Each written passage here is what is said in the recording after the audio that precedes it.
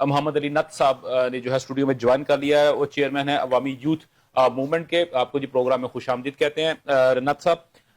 नाजरीन, जो इस वक्त पाकिस्तान की अगर मैं बात करता हूं तो पाकिस्तान की पॉलिटिक्स के अंदर जो इस वक्त बर्निंग इशू इस वक्त राइट नाउ है वो है मखसूस नशिस्तों का केस। अगरचे कि ये केस जो था एक वक्त में उसमें एक पार्टी को जो था वो उसके हक में फैसला दिया गया, लेकिन उसके बाद रिव्यू पिटीशन के अंदर जो था वो इलेक्शन कमीशन को उसके हक में फैसला दे दिया गया। अब तीसरी दफा फिर जो है वो रिव्यू पिटीशन के ऊपर वो है और उसके जो वो केस की सुनवाई जो वो होती जा रही है। आज हम कोशिश करेंगे कि हम अपने नाज़रीन को ये बता सकें कि बेसिकली ये केस है क्या और इसकी वजूहात क्या है और सुन्नी इत्तेहाद की जानब से और तहरीक इंसाफ की जानब से जो है वो रिव्यू पिटीशन जो है वो क्यों जो है वो पेश की गई थी। तो सबसे पहले तो मैं गुलाम अब्बास हरल साहब से सर मैं आपसे पूछना चाहूंगा। हरल साहब, बेसिकली थोड़ा सा मुझे इसकी जुजियात के ऊपर अगर आप मुझे बता सकें हमारी ऑडियंस को कि ये बेसिकली केस था क्या, क्योंकि बहुत सारे जो हमारे दोस्त अहबाब हैं वो हमसे पूछते हैं कि यार हमें एक्चुअल केस तो बता दो कि केस है क्या। देखिए, जब इलेक्शन होते हैं, जनरल इलेक्शन होते हैं, उसमें जो भी पार्टी जो है, जो पॉलिटिकल पार्टी जो है, वो जितनी भी सीटें जीतती है उसी तनासब से जो है उसको जो है मखसूस नशिस्तें जो है वो दी जाती हैं। ठीक है। कुछ रिजर्व सीट्स होती हैं वो दी जाती हैं उसी तनासब से। इस हवाले से जो आइन का आर्टिकल 51 है और वो नेशनल असेंबली से को डील करता है और आइन का आर्टिकल 106 है जो प्रोविंशियल सतह पे जो है वो उसी डील करता है।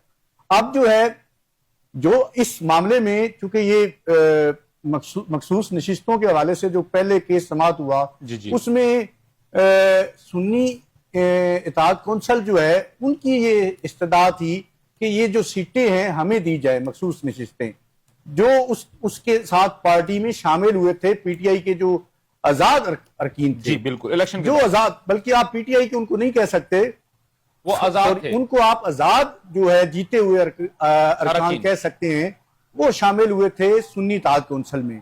और वो उसी तनासब से जो उसके साथ शामिल हुए थे वो मखसूस नशिस्तें जो हैं इलेक्शन कमीशन ने उनको सीटें नहीं दी। इलेक्शन कमीशन ने जो है वो उनकी जो पिटीशन है, एप्लीकेशन है, उन मुस्तरद कर दी, रिजेक्ट कर दी कि ये आप जो है लिहाजा आप जो है उस बुनियाद पे कि आप पार्लिमानी पार्टी नहीं है।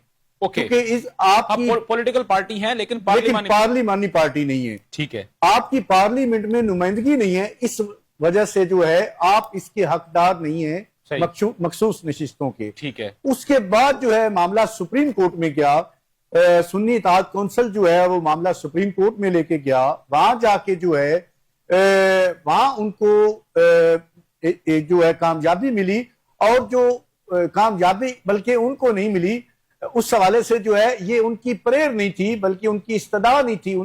उनका जो मुकदमा था उसमें जो इस्तदा की जाती है कि हमें ये दिया जाए। सुन्नी इत्तेहाद कौंसल ने इस्तदा अपने लिए की हुई थी, लेकिन सुप्रीम कोर्ट ने उस इस्तदा से बाहर जाके वो जो मखसूस नशिस्तें थी वो पीटीआई को दे दी। इसलिए बाद में अमेंडमेंट भी आई कॉन्स्टिट्यूशन में कि अब कोई भी मुकदमा अगर अदालत में जाएगा या सो मोटो लिया जाएगा तो जो उसकी प्रेयर क्लाज होगी उससे बाहर कोई अदालत नहीं जा सकती। यानी कि एक दफा जो गलती होगी या दोबारा ना हो, उस गलती को जो है दुरुस्त किया गया। अब जो सीटें जो है वो सुन्नी इत्तेहाद कौंसल को जाने की बजाय वो पीटीआई को चली गई।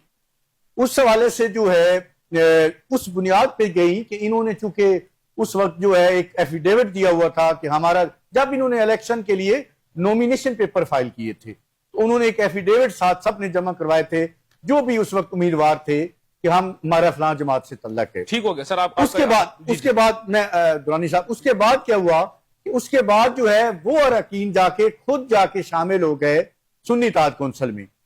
अब जो है आइन का आर्टिकल 51 कहता है कि जो भी कोई जमात वो जितनी भी नशिस्तें जीतेगी उसके साथ जो भी उम्मीदवार आजाद उम्मीदवार जीतेंगे और शामिल होंगे उसी तनासब से उसको मखसूस नशिस्तें दी जाएंगी। ठीक हो गया। अब पॉलिटिकल पार्टी का लफ्ज इस्तेमाल किया गया है कि जो पॉलिटिकल पार्टी, अब पॉलिटिकल पार्टी को जो डिफाइन किया गया है उसकी जो तारीफ की गई है वो इलेक्शन एक्ट में की गई है। इलेक्शन एक्ट में वो ये कहा गया है कि जो पॉलिटिकल पार्टी वो होगी जो किसी इलेक्शन में हिस्सा लेगी। ठीक है, उस प्रोसेस इलेक्टोरल प्रोसेस में हिस्सा बनेगी।